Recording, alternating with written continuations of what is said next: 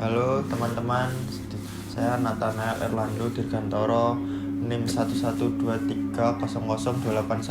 Di sini saya akan menjelaskan tentang paradigma penelitian. Paradigma adalah cara pandangan kita terhadap realitas sosial.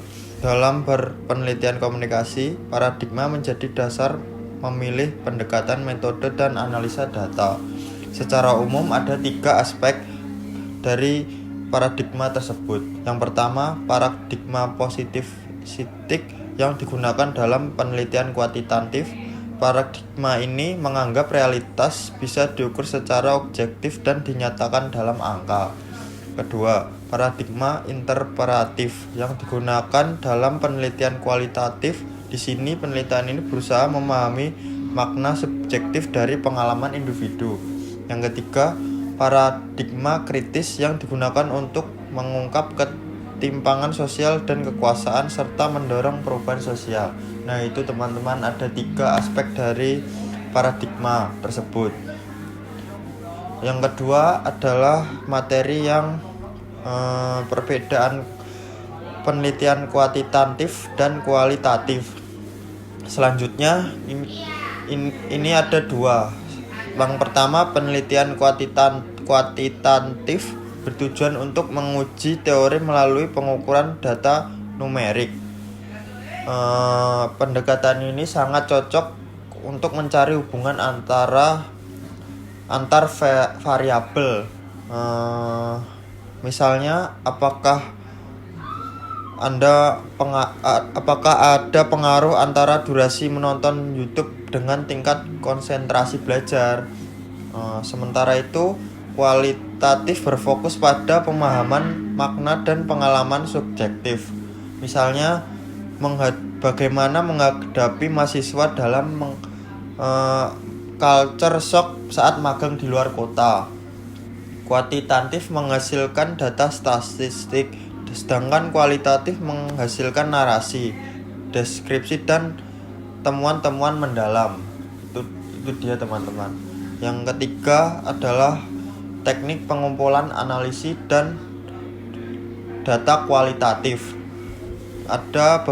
Dalam penelitian kualitatif, data biasanya dikumpulkan melalui 4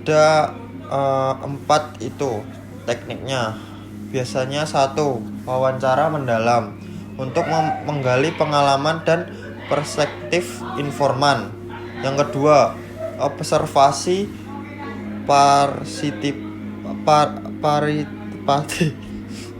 maaf teman-teman, saya gugup.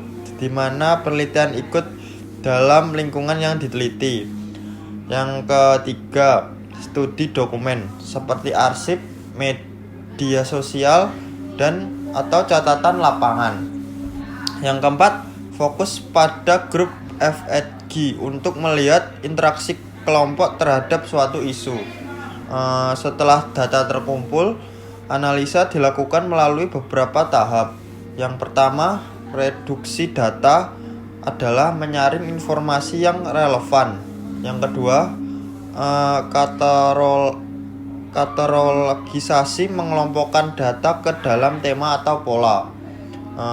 Yang terakhir, ketiga, penarikan kesimpulan, menemukan makna yang luas dari data tersebut. Oke teman-teman, itu yang teknik pengumpulan analisis data kuantitatif. Yang selanjutnya adalah teknik pengumpulan dan data analisis data kuantitatif. Untuk pendekatan kuantitatif, teknik tersebut antara lain 1. Kuesioner atau angket, baik secara offline maupun online. Yang kedua, survei. Survei ini menjangkau responden dalam jumlah yang besar. Yang ketiga, eksperimen yang mengontrol variabel untuk melihat pengaruhnya. Yang keempat, observasi terstruktur menggunakan format pengamatan yang sudah ditentukan. Analisa data yang secara statistik, berbagai teknik yang umum digunakan antara lain adalah ada 2. statistik deskriptif seperti mean, median, dan modus. Statistik intervensial seperti uji T dan ANOVA, regresi, dan korelasi. Untuk membantu analisis, penelitian biasanya menggunakan software seperti SPSS atau R atau juga bahkan Microsoft Excel. Yaudah itu aja teman-teman dari teknik pengumpulan analisis data kuantitatif. Yang selanjutnya adalah populasi dan sampel. Dalam penelitian kita perlu memahami dua istilah penting, populasi dan sampel. Ada dua tekniknya. Populasi adalah keseluruhan subjek atau objek yang menjadi sasaran penelitian. Yang kedua, sampel. Sampel adalah bagian dari populasi yang dipilih untuk diteliti karena meneliti seluruh populasi seringkali tidak memungkinkan. Ada dua pendekatan dalam pengambilan sampel. Tekniknya, teknik probabilitas seperti random sampling, starting sampling, dan cluster sampling. Teknik ini memungkinkan generalisasi hasil. Yang kedua, teknik non-probabilitas seperti Probe-Silv dan Snowball sampling. Teknik ini digunakan untuk penelitian kuantitatif ya teman-teman. Pemilihan teknik harus disesuaikan dengan tujuan pendekatan dan karakteristik populasi. Yaitu saja teman-teman, populasi dan sampel. Ya, terus lanjut ke 6, menyusun dan instrumen penelitian kuantitatif. Instrumen penelitian adalah alat untuk mengumpulkan data dalam kuantitatif, biasanya berbentuk angket dan kuesioner. Maaf ya teman-teman. Langkah-langkah menyusunnya meliputi ada 3 teman-teman. Yang pertama, menentukan indikator seperti variabel yang diteliti. Yang kedua, membuat pertanyaan tertutup agar hasilnya di-coding dan dianalisis. Yang ketiga, menggunakan skala pengukuran seperti skala Likert, setuju dan tidak setuju. Yang contohnya skala Goodman, ya atau tidak. Dan terakhir, skematik differential. Sebelum digunakan secara luas, instrumen sebaiknya diuji coba melalui pilot test, seperti melihat apakah pertanyaan mudah dipahami dan valid. Itu aja teman-teman dari menyusun instrumen penelitian kuantitatif. Selanjutnya, terakhir, validitas dan reliabilitas.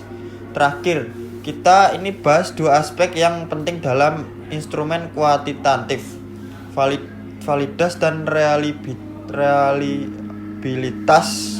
Itu ada 1, validitas menunjukkan apakah instrumen benar-benar mengukur apa yang seharusnya diukur. Misal, kalau kita mau mengukur tingkat stres, pertanyaannya harus relevan dengan stres, bukan dengan kebosanan atau rasa lapar. Yang kedua, reliabilitas menunjukkan konsentrasi hasil kalau instrumen digunakan 2 kali kepada responden yang sama. Hasilnya seharusnya tidak berubah banyak ya teman-teman. Oke teman-teman, itu saja. Uji validitas dapat dilakukan dengan expert judgment dan statistik seperti kolerasi Pearson. Sementara uji reliabilitas biasanya menggunakan Cronbach alpha dan nilai di atas 0,7 dianggap baik ya teman-teman. Ya udah teman, itu saja yang bisa saya jelaskan antara validitas dan reliabilitas. Ya udah, demikian penjelasan saya dengan metode penelitian komunikasi, mulai dari paradigma pendekatan kuantitatif dan kualitatif hingga teknik pengumpulan data, analisa dan validitas, reliabilitas serta penyusunan instrumen. Semoga penjelasan ini dapat membantu teman-teman memahami pentingnya pendekatan ilmiah dalam riset komunikasi. Terima kasih atas menyimak video ini. Sampai jumpa di lain kali ya teman-teman. Dadah. Makasih.